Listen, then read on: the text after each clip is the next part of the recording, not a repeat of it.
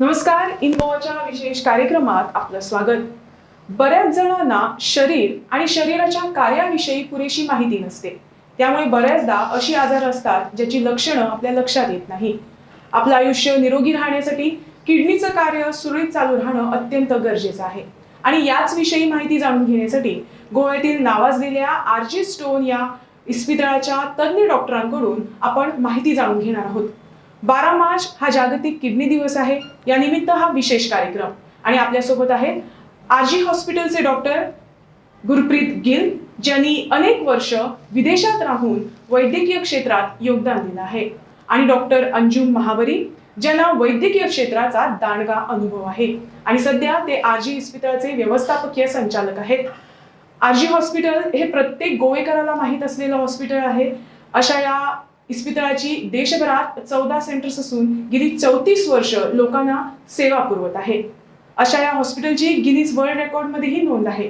चला तर मग आपण मूळ विषयाला सुरुवात करण्यापूर्वी डॉक्टर अंजुम यांच्याकडून या हॉस्पिटल विषयी अधिक माहिती जाणून घेऊया कोणकोणत्या आधुनिक सुविधा या हॉस्पिटलमध्ये आहेत आणि या हॉस्पिटलचा प्रवास कसा आहे. डॉक्टर अंजुम, आम्हाला आर.जी. हॉस्पिटल बद्दल थोडीशी माहिती द्या. आर.जी. जे हॉस्पिटल आहे हे आर.जी. हॉस्पिटल 1986 मध्ये मुंबईमध्ये चालू झालं होतं. डॉक्टर भीमसेन बन्सल जे होते त्यांनी हे हॉस्पिटल मुंबईमध्ये सुरुवातीला चालू केलं, आणि हे फर्स्ट इन्स्टिट्यूट होते इंडियामध्ये की ज्याच्याकडे सिमन लिथोट्रिप्सी होते. आणि आपल्याकडं जवळजवळ 34 वर्षाचा आपला अनुभव आहे. 5 लाखच्या वरती आपण प्रोसिजर केलेल्या आहेत, आणि गिनीज वर्ल्ड रेकॉर्डमध्ये आपली आर.जी. स्टोन हॉस्पिटलची नोंद झालेली आहे की आपण सगळ्यात मोठा स्टोन आहे जो 13 सेंटीमीटरचा आहे, तो 13 सेंटीमीटरचा स्टोन आम्ही आपल्या हॉस्पिटलमध्ये आपल्या इथं तो आपण काढलेला होता. आपल्या हॉस्पिटलचे साधारणपणे 7 सिटीजमध्ये आपले 14 सेंटर्स आहेत, आणि still we are expanding also. तर अशा प्रकारे आर.जी.चा हा प्रवास चालू झाला होता. आणि RG. Known for the stone and the laparoscopic surgery pan India, and it is the only group in urology and laparoscopic surgery who have presence across India. तर अशा प्रकारे आर.जी. स्टोन आता ऑलमोस्ट 34 इयर्स झाले आहेत. Okay, सो गेली 34 वर्ष जनतेला सेवा पुरवत आहे आर.जी. स्टोन. गोव्याचा प्रवास आपण जाणून घेणार आहोत, मात्र आता मूळ विषयाकडे आपण येऊ. जागतिक किडनी दिवस आहे आणि याच विषयी आपल्याला सविस्तर अशी माहिती देणार आहेत डॉक्टर गुरप्रीत गिल. सो त्यांच्याशी आपण बातचीत करूया. डॉक्टर, करंट स्टेटस क्या है इन दिनों किडनी स्टोन की? जस्ट मैं सिर्फ इतना बताना चाहता हूँ कि ये जो वर्ल्ड किडनी डे है ये हर साल मार्च में मनाया जाता है.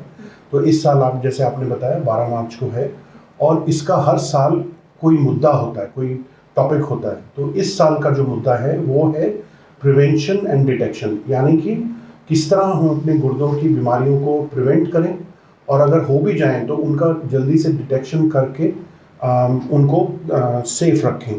क्योंकि कई बार देखा जाता है कि स्टोन्स, जैसे किडनी स्टोन्स हैं, तो किडनी स्टोन्स पता नहीं लगते हैं और धीरे धीरे किडनी को ख़राब करते जाते हैं, और फिर ऐसी स्थिति आ जाती है कि किडनी निकालनी पड़ती है. तो ये साल जो है उसका वर्ल्ड किडनी डे का मुद्दा यही है कि किडनी स्टोन्स को, किडनी डिजीज़ को, किडनी की जो बीमारियाँ हैं उनको जल्दी से जल्दी पकड़ा जाए और ट्रीट किया जाए. तो मेरा टॉपिक एज ए सर्जन, मैं किस में इंटरेस्टेड हूँ, क्या मैं इस पे कैसे दे सकता हूँ, तो वो ये है कि किडनी स्टोन्स जो किडनी में मूत्रखड़ा जो है वो एक इंक्रीजिंग प्रॉब्लम है. ज़्यादा से ज़्यादा लोगों को होता जा रहा है, क्योंकि अपनी स्टाइल, अपनी डाइट, अपने पानी पीने का ढंग ये वगैरह वगैरह, तो उससे धीरे धीरे इसकी इंसिडेंस बढ़ता जा रहा है. और जब इंसिडेंस बढ़ता जा रहा है और ट्रीटमेंट नहीं हो रही तो फिर किडनी को फेलियर है. तो ये वर्ल्ड वाइड देखा जा रहा है कि इन किडनी के स्टोन्स जो हैं वो बढ़ते जा रहे हैं, और कई बार ये अनडिटेक्टेड रहते हैं जब, तो उससे बचना है. इसकी अपने कंट्री में इसका क्या इंसिडेंस है, मतलब कितने ऐसे लोग होंगे जिनको होता है. तो स्टडीज़ ने देखा है कि 1 लाख अगर पॉपुलेशन पकड़ी जाए तो उनमें से 300 होंगे जिनको किसी भी टाइम पे उनकी उम्र के, उनकी लाइफ टाइम में स्टोन हो सकता है. कई एरियाज में 10 to 15% है. Males are twice as commonly affected than females, मतलब मर्दों में ज़्यादा देखा जाता है. एज ग्रुप किडनी स्टोन का 30 to 50 ईयर्स में ज़्यादा देखा जाता है, पर अब तो धीरे धीरे जो छोटे से छोटे बच्चे को भी होने लगा है और बड़े बुजुर्गों को भी होने लगा है। ये सारा कुछ आजकल की रिसर्च के हिसाब से इसलिए होता जा रहा है क्योंकि हमने अपने जो डाइट है वो एक वेस्टर्न स्टाइल डाइट अपना ली है, जिसमें अपने फल फ्रूट सब्जियां वगैरह वगैरह जो हमारे बुजुर्ग खाते थे वो अब खानी बंद कर दिए, तो इससे ज़्यादा स्टोन्स हो रहे हैं। हम पानी कम पीते हैं, नॉर्मली कम से कम 3 से 3.5 लीटर पानी गोवा के कोई भी रहने वाला उसको पीना चाहिए। और फिर अपन जल्दी से जल्दी इसकी इन्वेस्टिगेशंस नहीं कराते। तो ये सारी चीज़ें हैं जिससे मैं आगे इसको बढ़ाना चाहता हूँ कि आप स्टोन्स को जल्दी पकड़ें ताकि उनका जल्दी ट्रीटमेंट हो और वो किडनी को डैमेज करने से बचाएं। डॉक्टर अंजुम, मी तुम्हाला विचारेन, आता जसं डॉक्टरने सांगितलं की लाईफस्टाईल आणि क्लायमेटमुळे हा आजार बळावतो जास्त करून. गोव्याचं क्लायमेट ह्युमिड आहे. आरजी पूर्वी आपल्या गोव्यात नव्हतं, तेव्हाची परिस्थिती काय होती आणि आता गोवेकरांकडून कसा प्रतिसाद मिळतोय आणि कशा पद्धतीनं सेवा पुरवता तुम्ही? साधारणपणे 2008-9च्या दरम्यान ज्या वेळेला, त्याच्या पूर्वी सुद्धा आरजीतून बऱ्याच वेळेला काय व्हायचं की आरजीतून पेशंट जे आहे तो गोव्यातून मुंबईला जे आमचे 3 सेंटर आहेत त्या 3 सेंटरमध्ये यायचे आणि महिन्यातून बरेच पेशंट असे होते की साधारणपणे 25 ते 30 किंवा त्याच्यापेक्षाही जास्त पेशंट आहेत. ते ॲडव्हान्स टेक्नॉलॉजी असल्यामुळं आणि आरजी स्टोनचं ज्या पद्धतीने नाव होतं युरोलॉजी इन लॅप्रोस्कोपिक सर्जरीमध्ये, तर त्यासाठी ते ट्रीटमेंट घेण्यासाठी मुंबईला यायचं.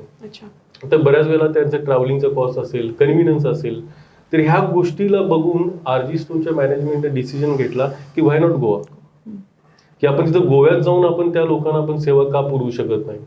त्यानंतर 2008च्या दरम्यान आरजी स्टोन आहे ती गोव्यामध्ये इस्टॅब्लिश झालं. त्यानंतर जवळजवळ हा 10+10 इयरचा हा प्रवास होता. तर आपण आतापर्यंत कमीत कमी एक 10,000च्या वरती ऍडमिशन्स आपल्या इकडे झालेले आहेत. आणि जर तुम्ही टेक्नॉलॉजीच्या हिशोबात जर बघितला तर आपल्याकडे सगळे ॲडव्हान्स इन्स्ट्रुमेंट असल्यामुळे फुल टाइम्स युरोलॉजिस्ट आपल्याकडे अवेलेबल आहेत. 24/7 ICUचा बॅकअप आहे. त्यामुळं जेवढ्या मिनिमल इन्व्हेजिव्ह सर्जरी असतील आणि kidney related stone related surgery असतील ते आपल्याकडे उत्तम प्रकारे आतापर्यंत करत आलेलो आहे आपण. त्यामुळे गोव्यातून आपल्याला खूप चांगला प्रतिसाद मिळाला आहे.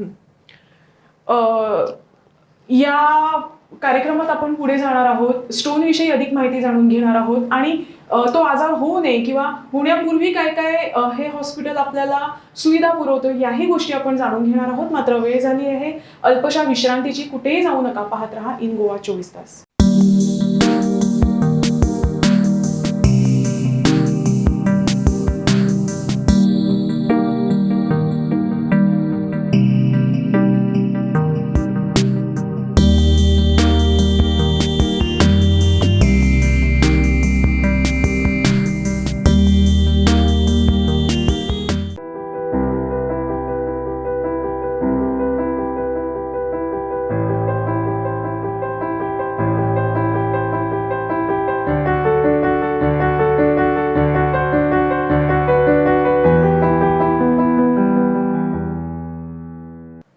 इन गोवाच्या या विशेष कार्यक्रमात आपलं स्वागत. आरजी सोबत आपण विशेष कार्यक्रम करतोय जागतिक किडनी दिनानिमित्त आणि आपल्या बरोबर आहेत डॉक्टर अंजुम महाबरी आणि डॉक्टर गुरप्रीत गिल.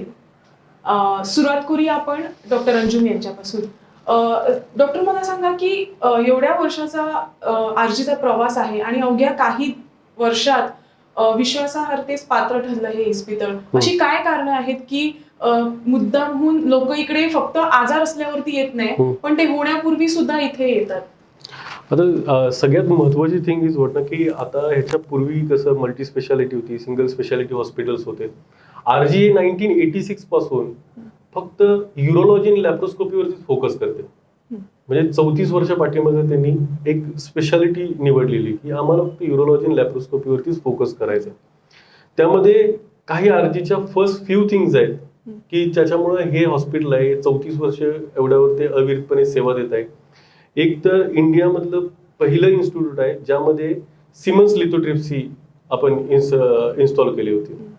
त्यानंतर 100 वॅट ओल्मियम लेसर घेणारे पहिलं इन्स्टिट्यूट आहे. त्यानंतर यंगेस्ट पेशंट विथ स्टोन 6 मंथच्या बच्चूला आपण ट्रीट केलेला आहे. त्याचबरोबर ओल्डेस्ट पेशंट 107 इयर्सचा त्याला पण आपण ट्रीट केलेला आहे. तर अशा प्रकारे काही फ्यू फर्स्ट थिंग्स आहेत आरजीच्या की त्याच्यामुळं लोकांचा जो विश्वास आहे तो संपादन करण्याचा मला जास्त वेळ लागला नाही because of all these things. तो इस बात को हम आगे बढ़ाते हैं.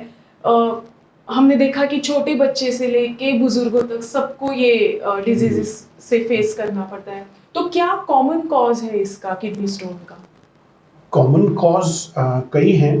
एक्चुअली कॉजेज मतलब ऐसे नहीं देखा जा सकता इनमें कोई कॉज है.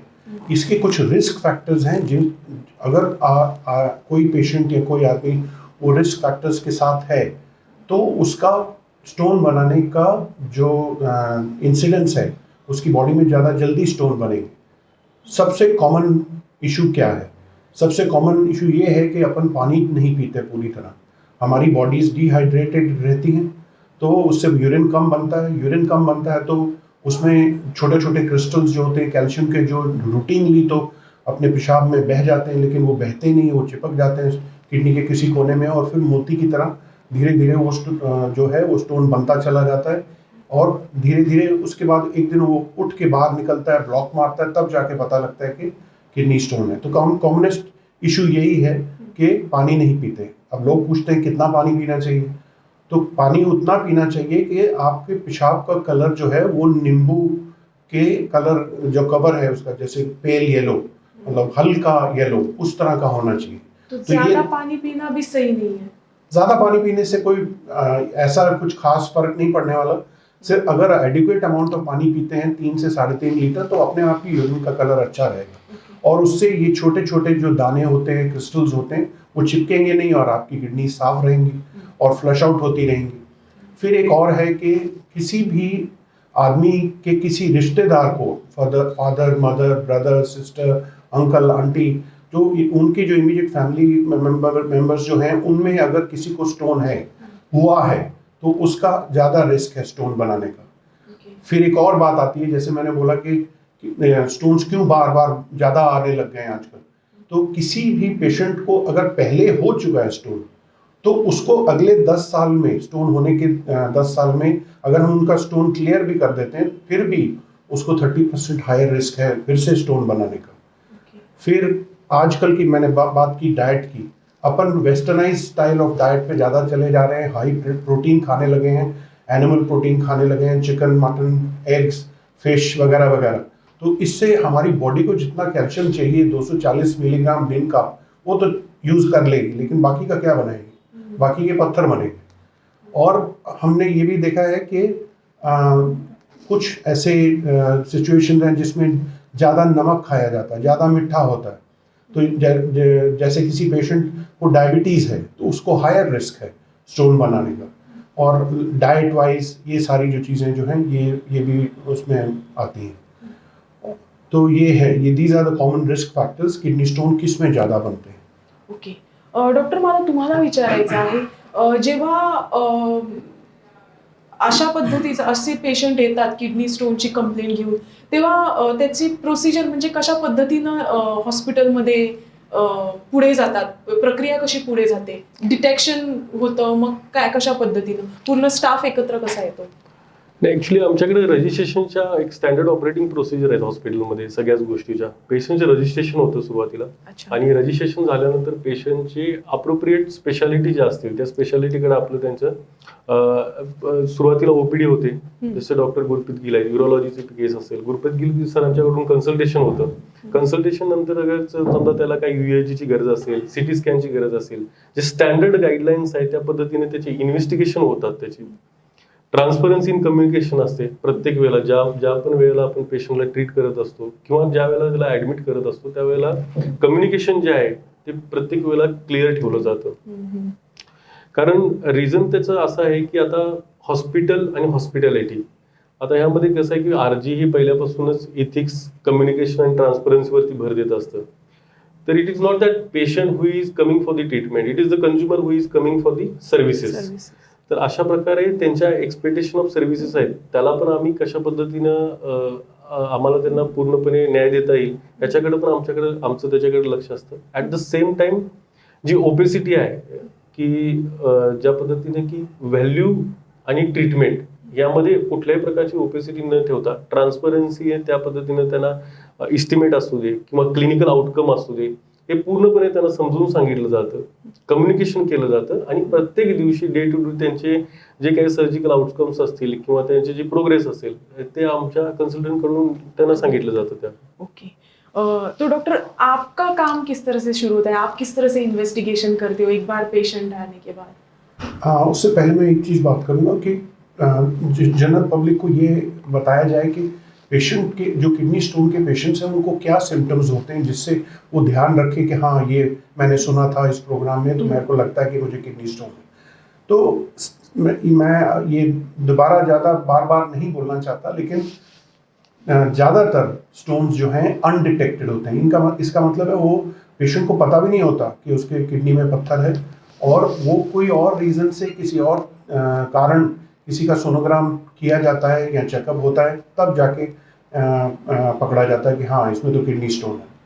बाकी जो उसके रियल सिम्टम्स हैं वो मैं समझता हूँ कि यहाँ पे कई पेशेंट होंगे जो देख रहे होंगे जिनको स्टोन हो चुका है, तो उनको दर्द होता है, बहुत सिवियर दर्द होता है, वो भी किडनी जो हमारी स्पाइन के साथ लगी हुई है वहाँ से नीचे तक, यहाँ तक.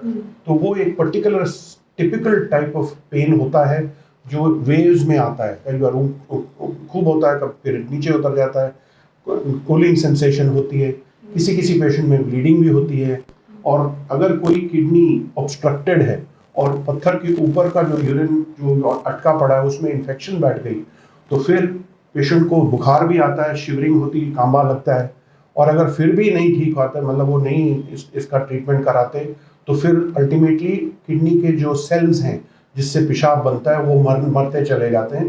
दैट इज़ व्हाट, मतलब इसका मतलब है कि परमानेंट किडनी डैमेज हो चुका होता है. इन्वेस्टिगेशंस जो हैं सिंपल हैं, रूटीन एक यूरिन टेस्ट है, उसमें पकड़ा जाता है कि अगर कोई खून माइक्रोस्कोपिक भी हो तो भी, पेशेंट को ना दिखे तो भी माइक्रोस्कोपिक ब्लड दिखता है, इन्फेक्शन पता लग जाती है. किडनी के जो ब्लड टेस्ट हैं, क्रिएटिनिन है, कार्बोनेट है, यूरिया है, कैल्शियम फॉस्फोरस है, ये सारी चीज़ें इंपॉर्टेंट हैं. फिर अगर हम सस्पेक्ट कर रहे हैं कि यूरिन में इन्फेक्शन है, तो कल्चर एंड सेंसिटिविटी, उससे ये पता लगता है कि यूरिन में कौन सा कीटाणु है और उसके लिए कौन सा अप्रोप्रिएट एंटीबायोटिक देना ज़रूरी है प्रायर टू द ट्रीटमेंट और आफ्टर द ट्रीटमेंट.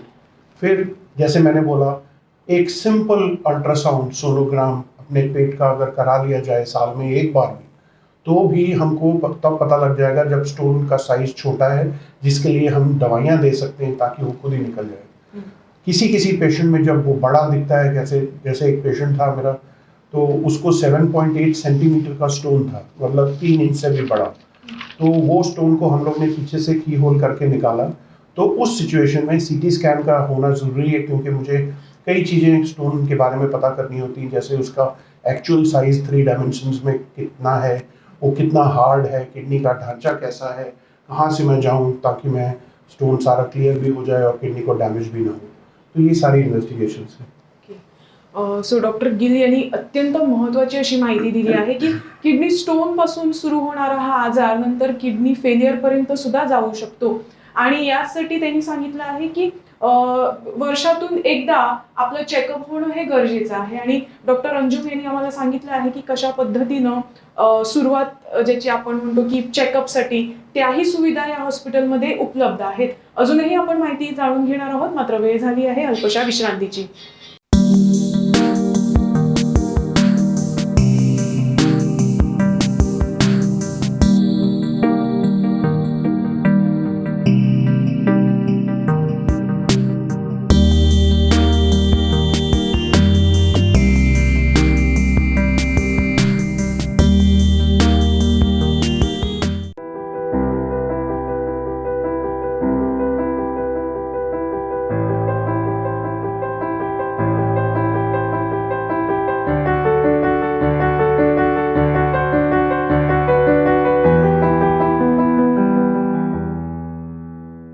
अशा या विशेष कार्यक्रमात आपलं स्वागत. आजी इस्पितळाच्या सहकार्यानं हा कार्यक्रम आम्ही तुमच्या समोर किडनी दिनानिमित्त घेऊन आलो आहोत. ही बातचीत आता आपण अशीच पुढे चालू ठेवूया. सुरुवातीला आपण डॉक्टर गिल यांना विचारूया की गेली अनेक वर्ष डॉक्टर आप बहुत सालों तक यूके में आपने सर्विस दी है. 24 साल तक, और अब गोवा में दे रहे हो. तो किस तरह से आप ये जो टेक्नोलॉजी है वहाँ की और यहाँ की, इसमें क्या सिमिलरिटीज है या फिर किस तरह से आप काम इजी हो रहा है आपका वहाँ जब से? मैं वहाँ पे इंग्लैंड में काम करता था तो हमारे को लेटेस्ट टू लेटेस्ट गैजेट्स मिलते थे काम करने के लिए। और फिर जब ये डिसीजन मैंने लिया कि मैं वापस इंडिया आना चाहता हूँ, यहाँ के जो पेशेंट्स हैं उनको उनकी सेवा करना चाहता हूँ, तो मैंने पहले से ही आरजी ग्रुप को के बारे में रिसर्च की हुई थी। और मुझे ये बताते हुए बहुत खुशी महसूस होती कि जो इंस्ट्रूमेंट्स मैं इंग्लैंड में यूज़ करता था वही इंस्ट्रूमेंट्स मैं आरजी गोवा के साथ 2012 से एसोसिएटेड हूँ, तो वही इंस्ट्रूमेंट्स यहाँ पे भी हैं मेरे डिस्पोजल पे। तो उसी से मैं अच्छे से अच्छा ट्रीटमेंट दे सकता हूँ और क्लिनिकल आउटकम्स जो हैं जो अच्छा स्टोन फ्री रिजल्ट दे सकता हूँ। तो ये सारी चीज़ें हैं। तो उसमें मुझे ऐसा नहीं महसूस होता कि मुझे कोई इंस्ट्रूमेंट की कमी है या ऐसा है। और वही इंस्ट्रूमेंट से यूज़ करके पेशेंट को जल्दी से जल्दी अच्छी तरह इन्वेस्टिगेट करना, ट्रीट करना और घर भेजना in a happy with a happy patient कि मेरा स्टोन क्लियर हो गया। ओके सर, तुम्हाला विचारेन क्लिनिकल एक्सलन्सी बद्दल आपण आता थोडे सविस्तर आपण अजून जाणून घेणार आहोत की काय आहे नेमकं मॉडर्न टेक्नॉलॉजीज म्हणजे नेमकी काय काय आहे या हॉस्पिटलमध्ये? ॲक्च्युली खरं सांगायचं म्हणजे क्लिनिकल एक्सलन्सवरती RG has never compromise with clinical excellence और क्लिनिकल आउटकम. कारण एक क्लिनिकल डिलिव्हरी करण्यासाठी ज्या ज्या गोष्टींची गरज असते, ओटी पासून इक्विपमेंट असतील, लेटेस्ट इक्विपमेंट असतील, ते सगळे इक्विपमेंट्स आपल्याकडे आरजी गोवामध्ये तर अवेलेबल आहेत. अदर सेंटरमध्ये सुद्धा आहे, आरजी गोवामध्ये सुद्धा अवेलेबल आहे. प्लस आपलं जे हॉस्पिटल आहे ते एंट्री लेवल NABH अक्रेडिटेशन झालेलं आहे. त्यामुळे सगळे SOP जे असतात, standard operating procedure, they are in place. Patient safety पासून क्लिनिकल क्वालिटी इंडिकेटर असतील, सगळ्याच गोष्टी सेट आहेत. तर ह्यामध्ये एक मेजर 2-3 गोष्टी सांगण्यासारख्या आहेत. एक तर लेंथ ऑफ स्टे जर बघितली हॉस्पिटलमध्ये, तर सर्जिकल पेशंटसाठी आपली लेंथ ऑफ स्टे आहे ती लेस दॅन 24 आवर्स आहे. हां, विदिन अ डे मध्ये तो पेशंट सर्जरी करून तो डिस्चार्ज होऊ शकतो. त्यामुळे हॉस्पिटल म्हणजे तो दाखल झाल्यानंतर दाखल प्रोसिजर झाल्यानंतर केल्यानंतर विदिन 24 आवर्स मध्ये प्रोसिजर झाल्यानंतर तो आपण त्याला डिस्चार्ज करतो. त्यामुळे लेंथ ऑफ स्टे आपली ही नेहमीच आपलं आरजी जे आहे लॅप्रोस्कोपी मध्ये फोकस करत असल्यामुळे, मिनिमल इन्व्हेसिव्ह सर्जरी मध्ये फोकस करत असल्यामुळे मॅक्झिमम आपली जी लेंथ स्टे आहे ती मॅक्झिमम 2 डेज 1-2 डेज मध्ये 1-2 पेशंट आहे तो डिस्चार्ज होऊन जातो. सेकंड थिंग जर आपण बघितलं तर if we talk about mortality, तर मॉर्टॅलिटी ऑलमोस्ट 0% आहे आपल्याकडे. सर्जिकल केसेस एवढे होत असतात आपल्याकडे. मंथली आपण अराउंड 150 ऍडमिशन्स करत असतो आपण. आपल्याकडे एकही मॉर्टॅलिटी अजूनपर्यंत झालेली नाही. If you talk about infection rate, the infection rate जो स्टँडर्ड एक काहीतरी एक्सपेक्टेड असतं त्याच्यापेक्षा लेस आहे आपला इन्फेक्शन रेट सुद्धा. पेशंट सेफ्टीवरती आपण कुठल्याही प्रकारचं कॉम्प्रोमाइज करत नाही. We have train nursing staff जे सपोर्टिव्ह मेडिकल केअर डिलिव्हर करत असतात. त्याचबरोबर आपल्याकडे काही असे प्रोसेसेस आहेत की ज्यामध्ये आपण पेशंटला अनालिसिस करत असतो किंवा केअर प्लॅन त्याच्याबद्दल डिफाईन करत असतो, असेसमेंट करत असतो त्या गोष्टीची. तर त्यामुळे पेशंट सेफ्टी सुद्धा आपला हा नेहमीच भर राहिलेला आहे. तर clinical outcome at the same time supportive medical care जी आहे ती कशा प्रकारे स्ट्रेंथनिंग करता येईल हे नेहमी आपला कन्सल्टन्स असू देत किंवा मॅनेजमेंट असू दे, हे नेहमी त्यावरती भर देत असतं. ओके डॉक्टर, इसी को आगे बढ़ाते हुए मैं पूछना चाहूंगी कि इतनी सब फैसिलिटीज मिलती है आरजी हॉस्पिटल में, लेकिन ये होना ही नहीं चाहिए, इसलिए क्या करना है? हाँ, तो जैसे किडनी स्टोन के बारे में अपन बात कर सकते हैं. क्या अपन अपनी लाइफस्टाइल में चेंजेस करें जिससे हमको किडनी स्टोन हो ही ना, और अगर हो भी जाए तो जल्दी पकड़े जाए. तो सबसे बड़ी चीज़ मैं आपको पहले भी बता चुका हूँ, वो ये है कि कम से कम 3 से 3.5 लीटर पानी पीना है. और वो नाप के पीना है. ऐसा नहीं है कि 2 ग्लास पी लिए, 4 ग्लास पी लिया और समझ लिया कि मैंने 3 लीटर पी लिया. वो एक्चुअली बोतल 1 लीटर की आती है ना, वो कम से कम 3 खत्म करनी है दिन में. और वो आजकल किसी पेशेंट को भी स्टोन होता है तो ट्रीटमेंट होती है तो हम तो बताते हैं कि भाई तूने तो पानी पीना है. लेकिन क्या होता है, after 2-3 weeks, after a month, after 6 months वो वापस अपनी रूटीन हैबिट्स पे आ जाता है, फिर स्टोन हो जाता है. आपको मैं बताता हूँ कि जैसे मैंने बताया 10 साल में अगर किसी को स्टोन हुआ है तो 30% को फिर हो जाएगा. वो इसी कारण है क्योंकि हम लोग अपनी डाइट और पानी का ख्याल नहीं रखते. फिर keeping fit, remaining active, these are the usual things हर एक बीमारी से बचने के लिए है. हाँ, डायबिटिक पेशेंट्स को ज़्यादा रिस्क है तो डायबिटिक कंट्रोल अच्छा होना चाहिए. जिनको ब्लड प्रेशर है उनको ज़्यादा रिस्क है तो अपना ब्लड प्रेशर की दवाइयाँ बराबर खाते रहें, चेक कराते रहें. और फिर वही बात, अपन वेस्टर्न स्टाइल डाइट को छोड़ें, हम और फल फ्रूट, सब्जियां, सैलड्स और कुछ ऐसे हैं जो अपनी डाइट में अपने आप को चेंज करना है। अब जैसे सिट्रस फ्रूट्स हैं, जैसे नींबू है, संतरा है, मौसमी है, तो इसमें एक सिट्रस के नाम पे सिट्रेट पाया जाता है। सिट्रेट जो है वो स्टोन्स को बैठने ही नहीं देता, वो फ्लश आउट कर देता है। तो इस तरह की चीज़ें हैं। फिर कुछ जैसे दो दालों का एग्जांपल दूंगा जो अच्छी हैं। उड़द दाल है, जिससे अपन अपनी इडली डोसा बनाते हैं, तो वो एक दाल है जिससे स्टोन्स कम बनते हैं। फिर कुछ बुजुर्गों को पता होगा, कुलिथ दाल जिसको बोलते हैं, वो भी मिलती है गोवा में, और वो भी एक अच्छी चीज़ है जिससे स्टोन्स कम बनते हैं। अपना अगर कोई स्मोकिंग कर रहा है तो ऑब्वियस है कि उसको ये बंद करनी चाहिए। अपने सॉल्ट खाने में, नमक खाने में, मिठा, ये सारा कम करना चाहिए। और मैं वही वापस बात में आ रहा हूँ कि अगर अपन अपने को साल में एक बार भी अपना फुल चेकअप करा लिया तो एक अच्छी बात है, पता लग जाता है।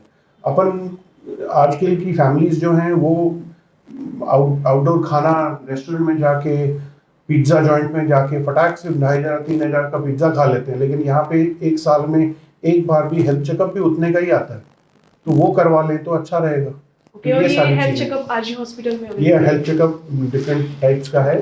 सीनियर हेल्थ पैकेज है, जो रूटीन हेल्थ पैकेज है, ये सारे मिलते हैं, जिसमें कई चीज़ें वो चेकअप हो जाती हैं। Thyroid profile, lipid profile, sugars, chest x ray, ECG, urological, medical consultation वगैरह वगैरह। तो साल में एक बार ये कराने से जल्दी पता लगेगा, हम उसका जल्दी ट्रीटमेंट करेंगे। कि राउंड अप करने से पहले एक कॉमन क्वेश्चन गोवा के रिलेटेड है कि शेलफिश खाने से किडनी स्टोन बनता है, क्या ये सही? शेलफिश नहीं, हर एक प्रकार की फिश। हाँ। शेलफिश खाने से किडनी स्टोन नहीं, ज़्यादातर उसमें कोलेस्ट्रॉल हाई होने के चांसेस होते हैं। मैं तो हर एक प्रकार के एनिमल प्रोटीन को गिन रहा हूँ। ओके। तो जैसे फिश है, हर एक प्रकार की फिश है, उसमें भी कैल्शियम हर एक प्रकार की फिश में बहुत ज़्यादा होता है, सॉल्ट बहुत ज़्यादा होता है। तो ये एक कारण है, कोस्टल एरियाज जितने भी हैं इंडिया के, वो उधर गुजरात से लेके वेस्ट बंगाल तक जितने भी कोस्टल एरियाज है, फिश अच्छी मिलती है तो लोग ज़्यादा खाते हैं।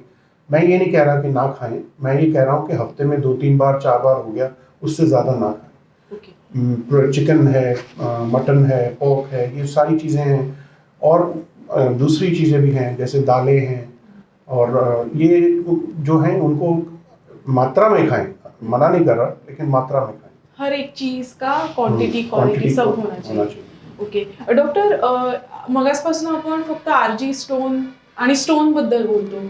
आरजी स्टोन फक्त स्टोनलाच ट्रीट करते की इतरही काही उपचार पद्धती इथे अवेलेबल आहेत? नाही, आता आपल्याकडे आरजी स्टोन मध्ये गोव्याचं युनिट बघितलं आपण, तर ह्याच्यामध्ये आपण लॅप्रोस्कोपिक सर्जरी आपल्याकडे अवेलेबल आहे.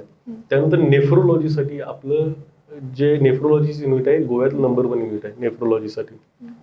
त्यानंतर त्याचबरोबर आपण आता आपल्याकडे क्रिटिकल केअर जे आहे, आयसीयू आहे, आपण आयसीयू एक्सपान्शन करतोय. At the same time we have started casualty also emergency पेशंटसाठी. त्यानंतर लॅब गायनीचं डिपार्टमेंट आहे आपलं, इंटरनल मेडिसिनचं डिपार्टमेंट आपल्याकडे, कॉस्मेटिक सर्जरी होतात, न्यूरो सर्जरी आहे, जॉईंट रिप्लेसमेंट आहे. तर अदर स्पेशालिटी सुद्धा आपल्याकडे आता अवेलेबल आहेत. ओके, तुम्हाला शेवटचा प्रश्न विचारने मैं वापस आपको पूछूंगी कि बहुत सारे किडनी स्टोन जब डिटेक्ट होती है तो लोकल दवाइयों के ऊपर ज़्यादा फोकस किया जाता है. I don't know whether it is right place to ask this question, लेकिन फिर भी मैं पूछना चाहूँगी कि ऐसे लोगों को आप क्या कहना चाहोगे जो लोकल दवाइयों के ऊपर फोकस करना चाहते हैं?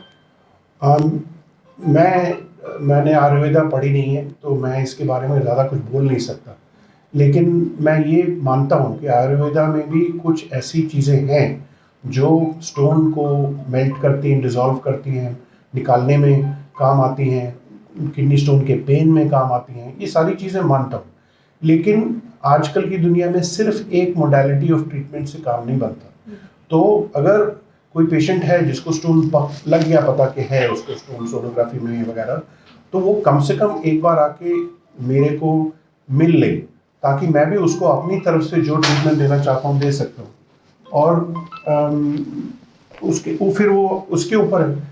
अगर उसको ज़्यादा फेथ है आयुर्वेदा में तो बाकायदा खाता रहे, लेकिन ऐसा नहीं होना चाहिए कि आयुर्वेदा की दवाई भी चल रही है और पेशेंट की किडनी भी खराब हो रही है, क्योंकि वो स्टोन निकल नहीं रहा, जा नहीं रहा। वैसे उसके कि भगवान ने अपने को 2 किडनी दी हैं, तो उनका ख्याल रखना है, क्योंकि किडनी में कोई रिपेयर सिस्टम नहीं है कि खराब हो गई पर तो उसमें अंदर से अपने आप फिर से ठीक हो जाएगी।